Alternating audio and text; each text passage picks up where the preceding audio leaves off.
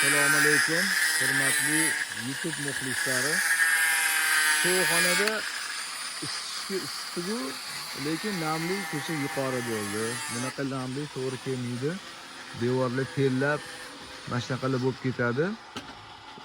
Endi o'shaning uchun nima qilamiz? Ventilyatsiya o'rnatyapmiz. Xudo xolasa to'g'ri qilamiz degan umiddaman. Mana ichkaridan mana bunaqa teshiklar ochilib, mana shu yoqdan sovuq havo kiradi. Tomni tagidan sovuq havo kiradi. Keyin naryoqda xudo xolasa вытяжной truba qo'yamiz. Buni hali ko'rsataman yana. Вытяжной trubani o'sha havo, issiq havo bilan sovuq havo aralashganda tortib ketadi.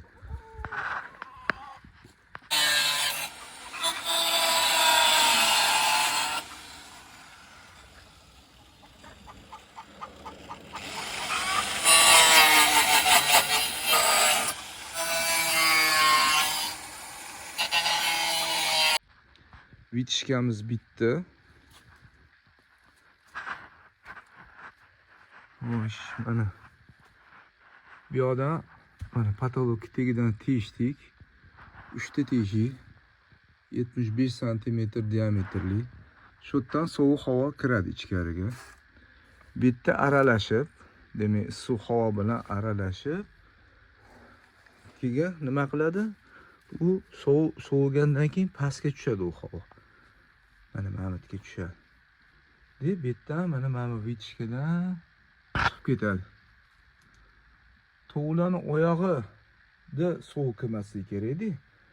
Baxilla pastdan qilib qo'yadi vitishkani. Havo kirishini. U to'g'ri oyog'iga borib tegadi to'g'lar. Mana vitishka tomdan обязательно 1,5-2 metr balonda bo'lishi kerak. O'shanda yaxshi tortadi. Yana hozir men lampani yoqib qo'ygan, prosta ichkari ko'rinsin dedim. Xo'sh. Endi bu mana teshikni ochib, yopib regulirovka qilsa bo'ladigan qilganmiz. Bunaqa mexanizmni kurkaxonada ham qilganman. Mana ja sovib ketsa, mana bunaqa yopib, ochib, havo regulirovka qilsa bo'ladi. Mayli-da endi. Hamma ishda ham bir qiziq bir narsa bo'lsa yaxshi-yu. Shunaqa gaplar. Videolar ma'qul bo'layotgan bo'lsa, bir duo qilib qo'yasizlar degan umiddaman. Sog' bo'linglar. Assalomu alaykum va rahmatullohi va barakatuh.